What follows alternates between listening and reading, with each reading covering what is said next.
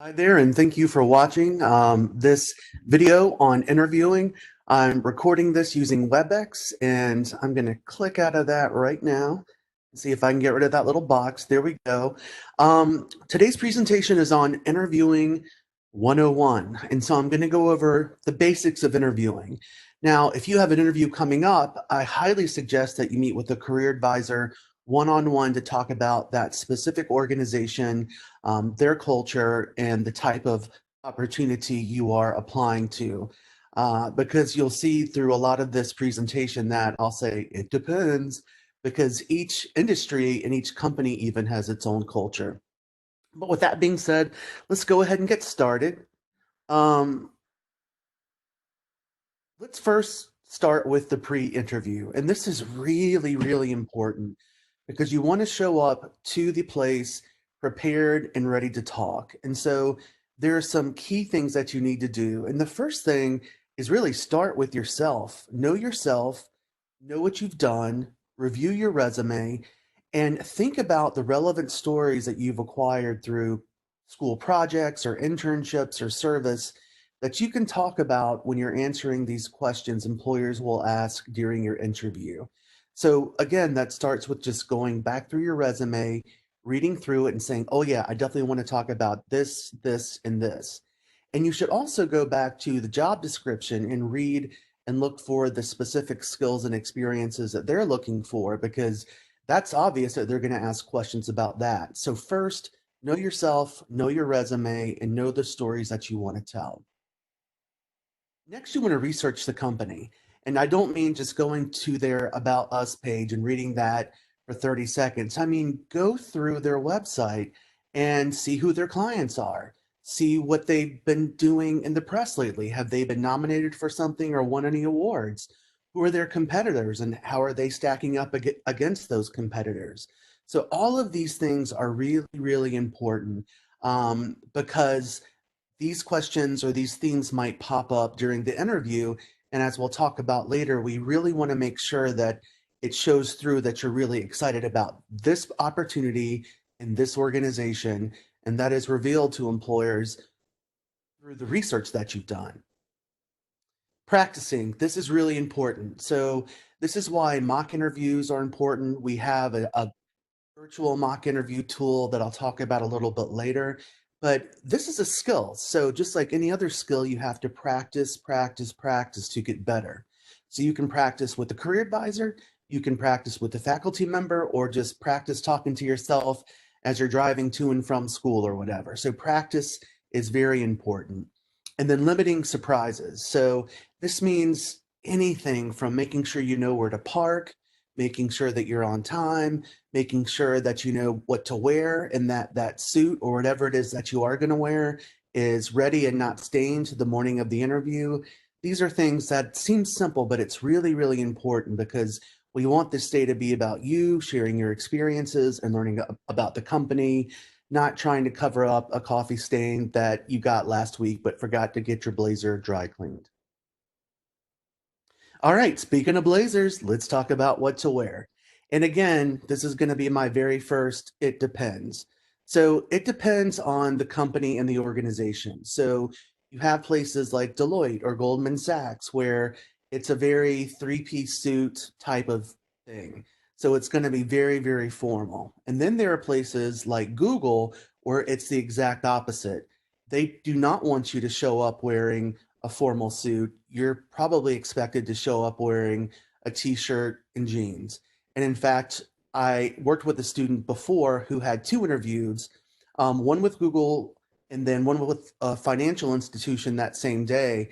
And they literally came in, did the Google one with jeans and a t-shirt, and then went home, put on a suit, and came back and did the interview with the financial institution. So it is dependent on the organization, but what we're going to talk about is kind of the default. If you have no idea, what you want to do is just go with something more formal like a suit. So your jacket and your pants match. You got some nice dark socks on, nice shoes, not Dockers. You've got dark socks, not white socks. And you just look clean and nice and ready to do your interview. And we kind of go with being more neutral because we don't want for the people interviewing you to get stuck on what you're wearing, and not hear you when you're talking. So the focus should be on your experience and not on what you're wearing. So we're going to default. So for our male identified folks, it's probably going to be a suit and tie. And for our female identified folks, it's going to be something similar, but of course, there is the skirt option as well.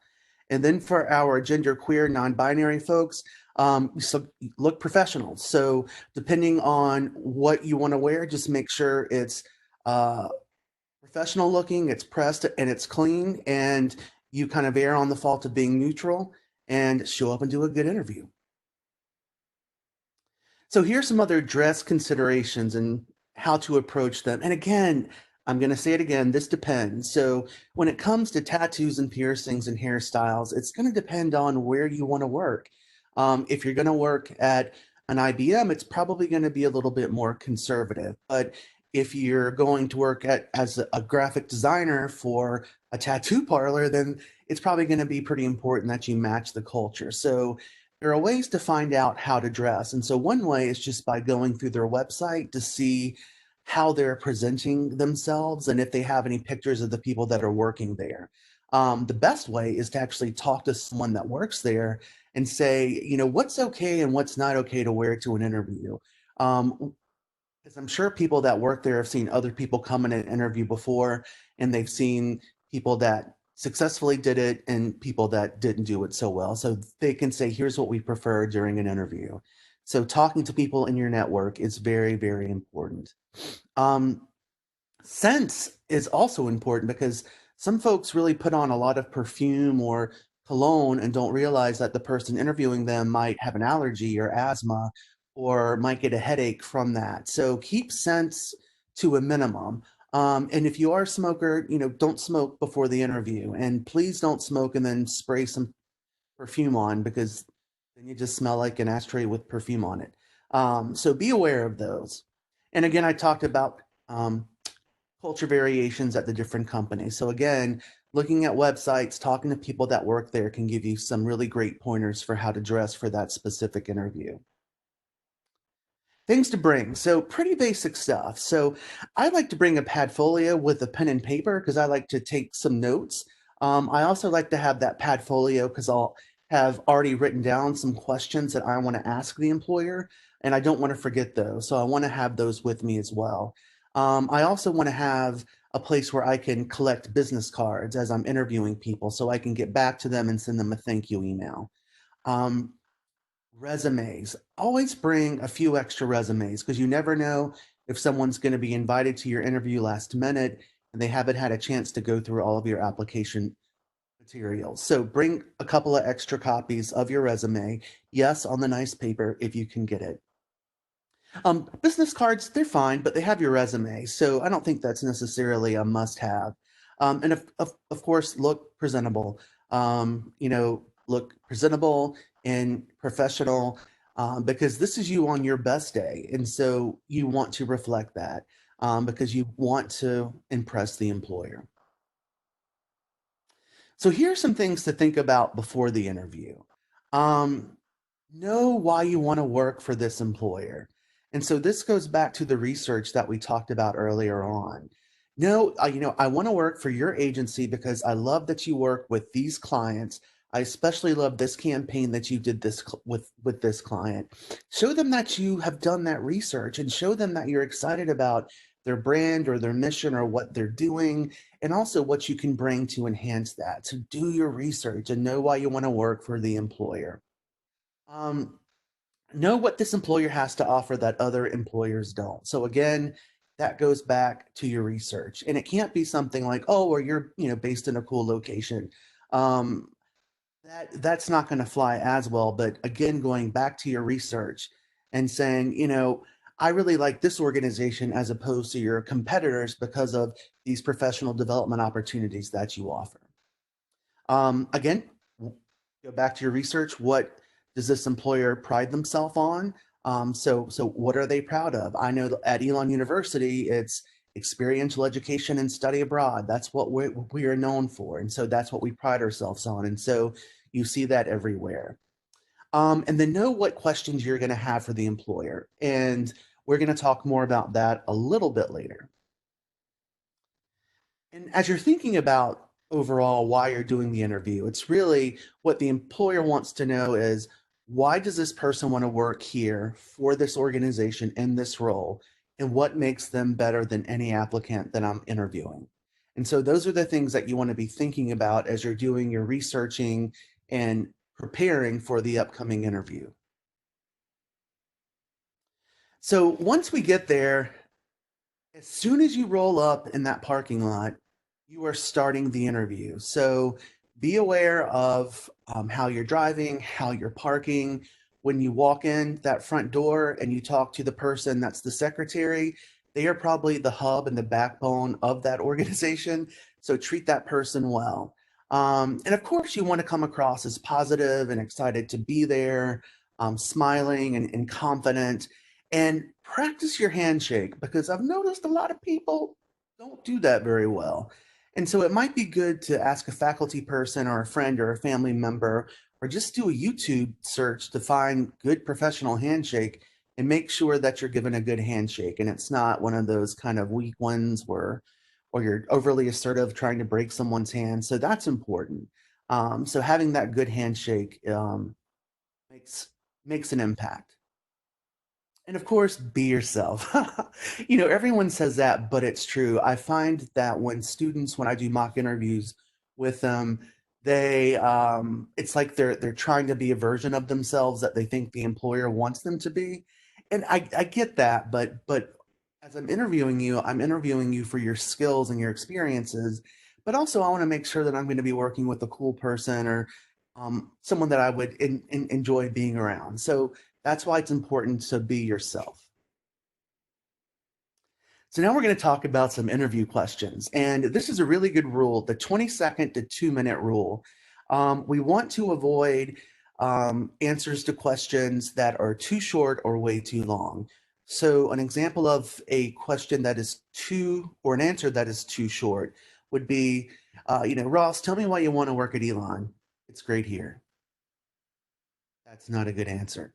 On the opposite end of that is when I spend 10 minutes telling them every single thing about Elon that I love. That's way too long, and they're probably going to be checked out at that point anyway. So remember the 20 to 2-minute rule. And there are not many different types of questions, but there's several different types of questions. And we'll start out talking about our traditional questions. So these are the ones that you're going to be asked every single time. So tell me about yourself. What are your strengths and weaknesses? Why are you interested in this company and position? How does it fit into your 5-year career plan? Tell me about yourself really stumps a lot of people because they're unsure what the employer wants to hear. And generally, it's just you might want to first start off and state your name again, especially if you have a name that's mispronounced all the time. Just say, hello, my name is blank. And so they can be reacquainted with how to say your name. Tell them where you're from and where you've gone to school and your major, a couple of really brief things that you're proud of that you've done. And then, say, I'm really excited to be here. Thank you so much for this opportunity to interview. And that's really about it. So a lot of folks call this the 30 to 60 minute or 30 to 60-second commercial. So we want to keep it short and concise. So I don't want to hear you go through your entire resume when I ask you about yourself. That's way too much. And I'm going to ask you questions later on to help me get that information. Plus, I've already read your resume. So another type of questions are called behavioral questions. So these are more, tell me about a time when. And employers ask these questions because past behavior indicates potential future behavior. And so they're going to ask about situations that may commonly happen in their office to see how you might respond in those same situations. So some sample questions might be, tell me about a time when you had to overcome adversity. Tell me about a time when you had to handle an ethical issue. Tell me about a time when you had to make a difficult decision. So again, as I mentioned early in this talk, going back to your resume and knowing your professional resume and the stories that you want to tell so that you will have an arsenal of stories to answer these types of questions. And typically, employers are going to ask questions based on the specific skills that they're looking for that role, but they're also going to be asking questions about how you handle conflict or how you handle multiple projects. Or if you're going into a sales role, what's your sales philosophy? How, have you ever had to work with someone from a different culture than you? So these are just blanket topics that are important in any office situation. So thinking about those softer skills, or they're now called power skills, is really important. And again, knowing these stories and having them ready and fresh in your head will help you answer these behavioral questions really, really well. So once you've got your arsenal of stories, excuse me, um, it's really important that you give all the information the employers are looking for. And that's hard to do because a lot of these stories, they're reflecting multiple skills, etc. But this method, the STAR method, it's an acronym. It gives you a really good format for answering these behavioral questions. So the employer gets all the information that they need. So the S stands for situation, the T stands for task, the A stands for action, and the R stands for result. So they want to get a sense of the context, what was going on, what did you have to do, or what were you charged to do? What did you do step by step? And then what was the outcome? What was the result? I find that a lot of my students are really good at giving the context and then the action, but they leave out the results. And that's really, really important. So make sure that you give that. And again, this is a skill that you have to practice. So again, using online tools like Big Interview, which I'll talk about later, or doing a mock interview, or just practicing them in your head is really, really important. Now, sometimes people might ask illegal question, and that's because um, probably because they didn't know any better and they're excited and like you as a person and just want to know more about you. And so these can be questions like, are you married? What's your religious affiliation? Will you now or in the future need sponsorship? What's your ethnic background? And so it's really important that you become aware of these types of questions. And a simple Google search, or if you go on to the um, Elon SPDC website, we have a list of sample illegal questions. It's just really important that you're aware of these and you know how to answer these. And there's really several ways that you can answer these. So one is just answer the question if you're comfortable doing that. So, I've seen an example of this when we had a candidate on campus, and then we had a lunch interview, which was just very casual. And one of my colleagues was excited because their kid had gotten into the school, and they asked the person that was interviewing if they had kids, and then of course stopped automatically and was like, "Don't answer that, that's an illegal question. I'm just, excited about this." And so what you could do is just answer the question and say, "Yeah, I've got kids. Tell me more about the school," and just go with the flow. And this really depends on who you are as a person and how you take things. So I'm the type of person that would probably just answer the question. You can also be a little bit more confrontational and say, "You know what, I'm not sure if that's a legal question, so I don't feel comfortable answering it." So that's one way that you can respond as well. And then another third way is to answer them, but answer it in a way where you're kind of indirectly letting them know they might not should have asked that question, but also letting them know that you'll be able to do the task. So say that if I were asked, "Ross, do you have to take care of any elderly people that are sick often?" I might respond and say, "I can assure you that I have no other obligations that will prohibit me from being here on time and doing an excellent job." And so that's one way of answering it where I'm not giving a direct answer, but I'm letting them know, I'm going to be here to work, and so you don't need to worry about that. Um, but again, these are these questions and answering them can be difficult because it's going to be different from situation to situation. So again, this is just a pretty short video on basic interviewing skills. To learn more about this, make an appointment with your career advisor. All right. I mentioned this earlier on when I was talking about bringing up Padfolio. Have some good questions for the interviewer because at the end of the interview, they are going to ask you, what questions do you have for us? And make sure they're good questions, not really basic questions. So, one question that you want to make sure that you ask, your very last question, you can ask is, what are the next steps in the process of this interview? Because you want to leave there knowing that, okay, they're going to get back to me in a week, or no, it's going to be 2 weeks. Um, so that's one question that you definitely want to ask at the end of the interview. You see here on the screen, there are other ones that folks have asked before. What's the most important thing I can accomplish in the first 60 days? What constitutes success at this firm? Because it might be different from place to place. So again, going back to what I said at the top of the video, doing your research and knowing that company, knowing that their challenges and their struggles and their accomplishments, um, bringing all that in to ask good questions is really, really important. And I've had this part of the interview make or break candidates. I've had candidates that were okay, but then they ask these really thoughtful questions, and it really kind of like, wow, now I see them in a different light, and they're higher up on the list again. So don't overlook this part of the interview. It's really important. So there are a lot of interviewing variations. And so there might be phone interviews, it might be a live Skype or video interview. And these, we're going to pretty much stand by the same rules that we've just talked about. So dress your best, still dress professionally, even if it's on the phone. Make sure that you're in a quiet area where there's no distractions.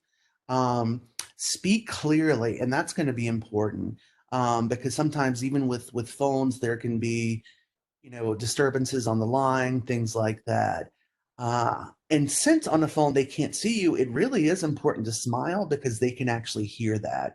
So definitely do that. I always put a post-it up that says slow down because I have a tendency to talk too fast and then I start to stutter. So that's one tip that I have. And then also for phone interviews, I think it's always good to be good at ending your answer so they know that you're done. And so typically it's inflecting down at the end. So, an example of this would be, Ross, tell me about your greatest weakness. And I would say, my greatest weakness is blah, blah, blah, blah, blah, blah, blah. And that is my greatest weakness.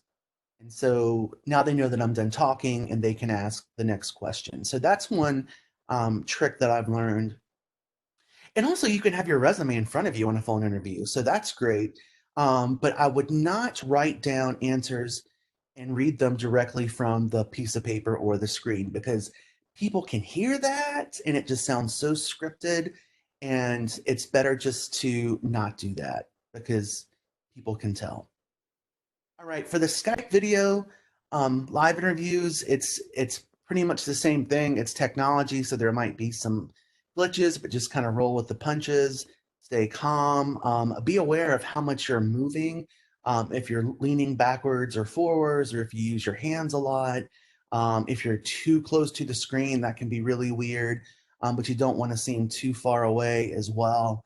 Um, you want to dress professionally, and you want to be really acutely aware of your background. So normally it's good just to sit in front of like a basic neutral wall rather than, sitting in the corner of your room with the computer facing your entire room where they can see like your bed and your dresser and anything that might be on your bed and dresser, etc. So those are some tips for your phone and Skype video interviews.